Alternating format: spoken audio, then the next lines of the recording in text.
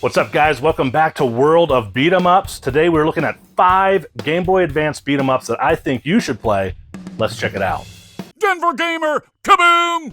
All right, guys, so Final Fight is one of my favorite beat 'em ups of all time, hands down, and there's really 3 versions I like. There's the original arcade version, the Sega CD version with their amazing voice acting. Voice acting! I'll never let anything bad happen to you again. I love you, Father. And this version. This is Final Fight 1 for the Game Boy Advance. This is technically a port of the Super Nintendo port from the arcade, and that version had problems, like you could only have 3 enemies on screen at a time, and you could only play as one character. It did not have the 2-player co-op. That was just a huge letdown on that version of Final Fight. However, they ported it to the Game Boy Advance and overcame those technical limitations to allow much more players on screen, and you can do 2-player co-op provided that you have 2 versions of the game and a Game Boy Advance link cable. Also, the graphics look really good in this version. There's really no slowdown. The controls are fantastic and the punches have impact. One thing they added was dialogue, and when you come across a boss character, there is more dialogue of the story put into this game, and it's different for each character. Now, I think the best thing about this game is the unlockables. As you go through the game, you have a kill count for all the enemies that you beat up and kill. It racks that up in the game and keeps track. And as you have more and more kills, you unlock different characters and modes. One thing at the character select screen is you can push left on the control pad and you can see 2 more mystery characters, and those are actually Alpha Cody and Alpha Guy from the Street Fighter Alpha series. Now, while you might think, oh great, that's just a palette swap, it is not. They have their own sprites and moves, and they even have their own storyline, which is very interesting because throughout the game, they'll say things like, oh, I remember this place, or they'll come across a boss and say, I remember you, or something to that nature. Now, as you progress with more and more kills, you do unlock things like color palettes, stage select, extra lives, and a rapid punch combo, which is basically a turbo button for your punch. So this game, fantastic. I highly recommend it. I'll put a link in the comments for you to find it on eBay. All right, so Gekido, Kintaro's Revenge, is a beat 'em up where you play as Tetsuo, a student that has returned to his sensei, and you are quickly dispatched to a farming village where zombies have raised from the dead, and you have to, well, beat 'em up. I think this game has a really cool storyline, and it is visually impressive for the Game Boy Advance. And another thing I like about it is it has RPG elements and branching paths. And what I mean by that is, as you progress through in and out of these rooms and different areas you can explore, you have to collect keys, and these keys open gates to different areas, and therefore you progress through the levels. At the second level, you will get to a temple with all different types of demons and characters that are really cool, and the game really starts to take off.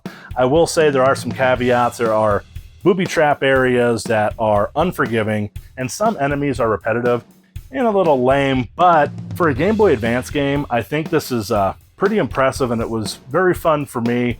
I do have a little more patience than most people when it comes to games, but I do want to recommend this one. Now, what's interesting is they actually made a port of this, and they did modernize it a little bit. I don't think it's light years away from the Game Boy Advance version, but I guess it's worth checking out. They did it in widescreen and did some better music, I think, and stuff like that. But yeah, that was just interesting. I'd highly recommend the Game Boy Advance version. If you're into beat 'em ups, give it a shot.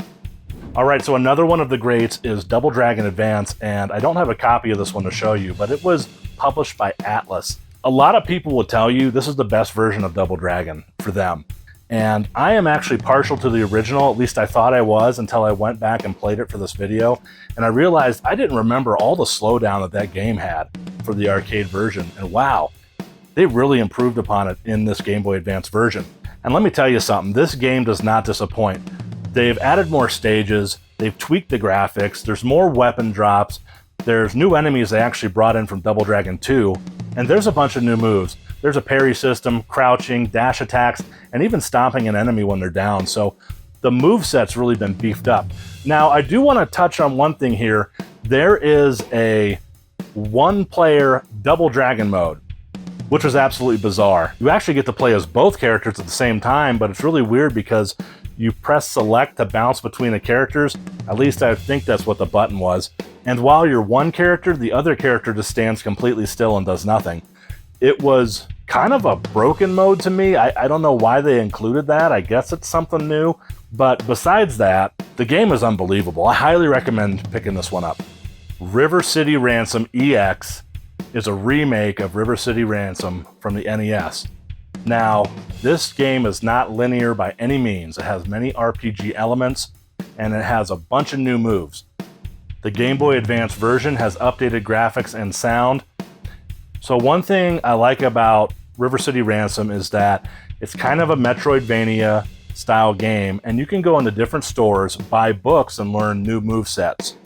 Also, if your life gets down, you go into restaurants and buy things like sushi or snacks. What? So I really like the RPG aspect of it, and I have always been partial to kind of the super deformed or chibi characters.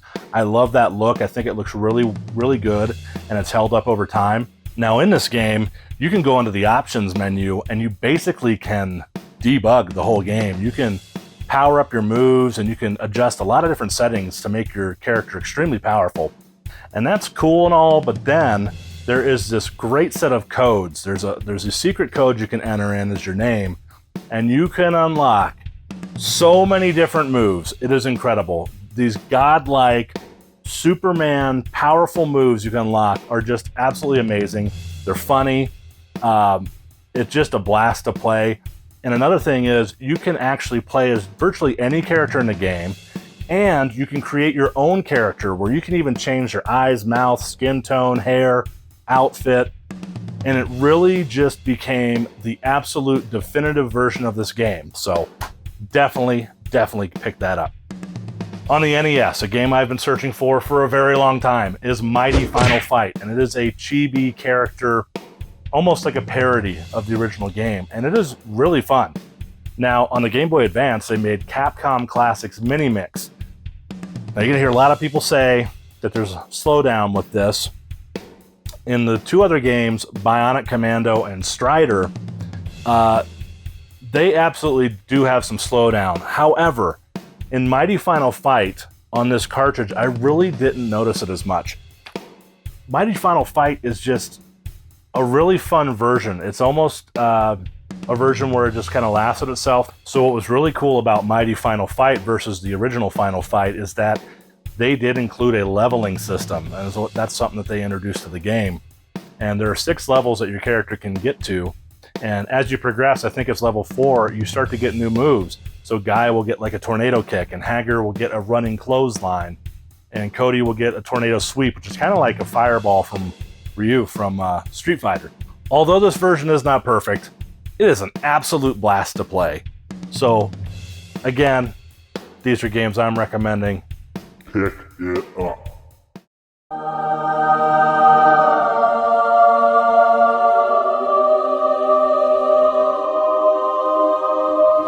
Alright guys, I do want to give an honorable mention. That was Astro Boy Omega Factor. I played this on the Game Boy Advance, and it's more of a beat-em-up platformer, but it was absolutely a blast to play. There was all types of characters you can meet and unlock, and the story was absolutely fantastic. Graphically, the game was amazing. I had a blast playing this. It's one of those games that I picked up and I couldn't put down, so I really wanted to include this as a bonus for this video. It's not exactly what I consider a 2D beat 'em up, which is kind of like a belt scroller on a 2D plane. This is more of a linear beat 'em up platformer. Anyway, that's another one you should check out. All right, guys, thank you so much for watching my video. Please like, comment, subscribe, and I will see ya next time. Love you guys.